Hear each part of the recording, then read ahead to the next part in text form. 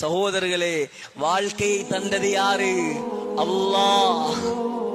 வசதியை தந்தது யாரு? அல்லாஹ். வாகனத்தை தந்தது யார்? அல்லாஹ். எல்லாத்தையும் தந்த அல்லாஹ் ஒரு நாளைக்கு 5 தரம் கூப்பிடுகிறான். வா பள்ளிக்கு, நீ கூப்பிடு, நான் போறேன். எவ்வளவு நன்றி கெட்டவர்கள் சகோதரர்களே. உலகத்தில் யாரையும் ஏமாத்தலாம், யாரையும் ஏமாத்தலாம். தாயை ஏமாத்தலாம், டீச்சரை ஏமாத்தலாம், நிர்வாகத்தை ஏமாத்தலாம்.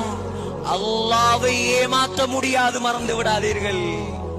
உலகத்தில் நாம் செய்த அமல்களுடைய ரிசல்ட் சக்கராத்தில் நமக்கு காட்டப்படும் சகோதரர்களே, சக்கராத்தில் காட்டப்படும்.